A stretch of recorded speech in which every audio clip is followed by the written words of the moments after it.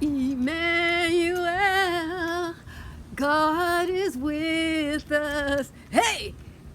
Emmanuel, God is with us. Update on my bronze corn. This is a variety I got from Baker's Creek. It's supposed to produce up to 4 corn kernels. I imagine my soil was not rich enough for that. It took it the longest to even get 4 foot tall, and it immediately started producing corn. I had to start doing a trick to get my corn to pollinate. Something that you don't know about Southern California in my coastal zone. You see I got a wall here, there's trees there, there's a wall there, there's no wind at all, no wind. So my corn wasn't getting pollinated from that little, see that little gentle breeze? There's no pollen moving in there. So I had to start doing this. Or just hit the thing to make a wind. I don't know if you can see that there's some pollen coming off of that now. And otherwise, my food was just not getting pollinated. So I started doing that. And I thankfully have enough corn over here to do it, you know. And they eventually got 4 to 4.5 foot tall, which is full size for this variety. And the plants are kind of pithy. This was the first corn. It, you know, doesn't look like it was well pollinated. Looks like I have half a kernel, maybe a third of a kernel where I have it pollinated, but that was the first kernel to come up, and it was the only flower at the time, so that's tough. This one here is more solid already. Yeah, that one's more solid. I'm growing this corn for flour, so I'm just leaving it. I don't see, I'm sorry guys, there's another one. I haven't found 2 cobs on any of mine even. But they've all produced 1 cob.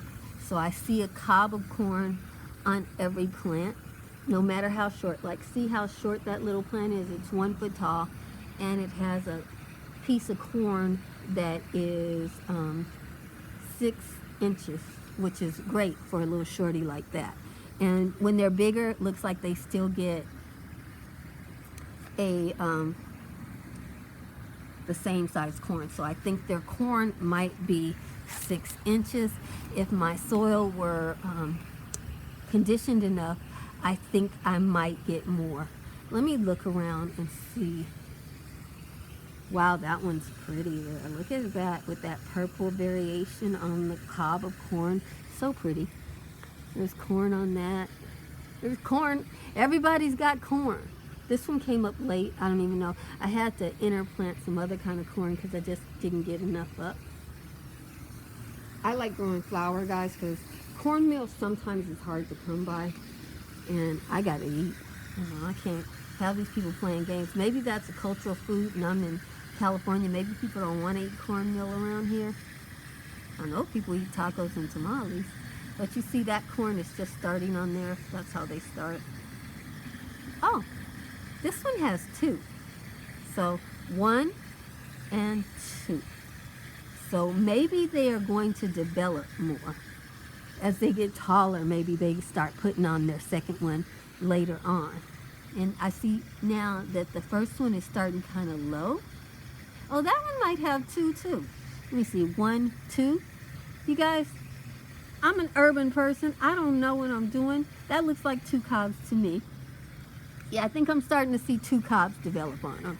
So maybe we'll get to that 4 cobs. Y'all, if I get to 4 cobs, I'm going to be doing a video telling you how I did it. Okay? You know, singing that song, How I Got Over. I'm going to sit around heaven telling everybody how I got over.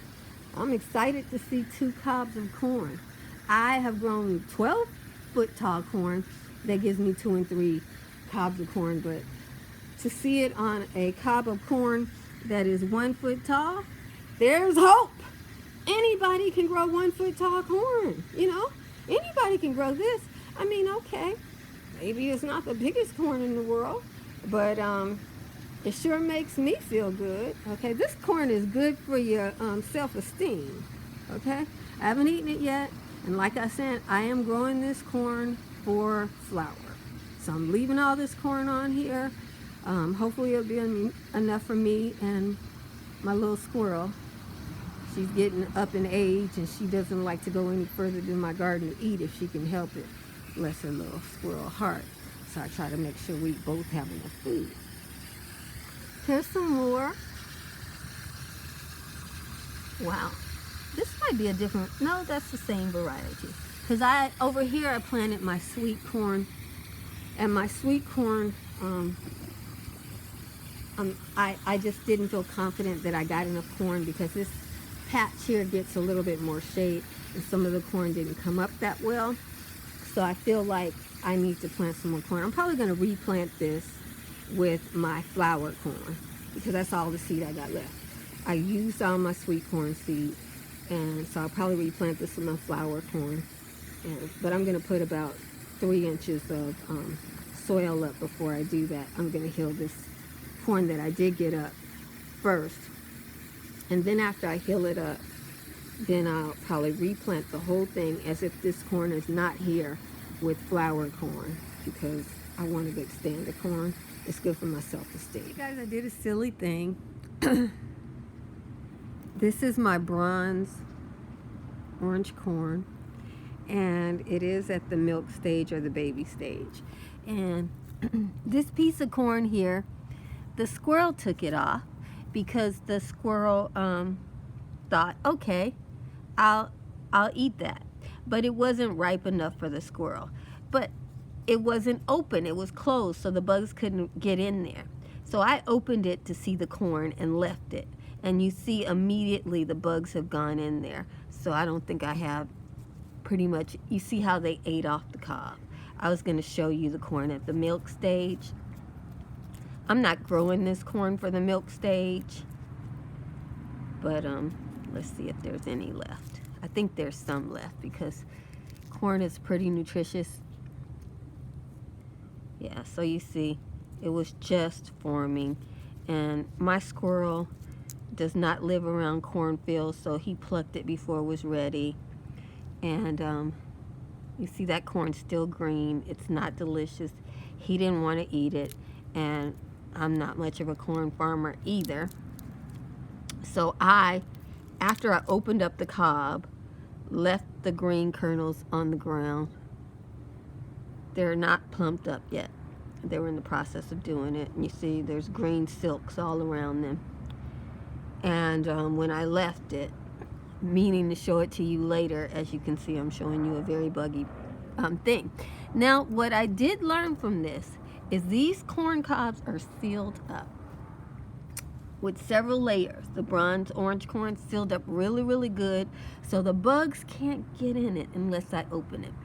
Now, I will tell you what I want to tell you about that.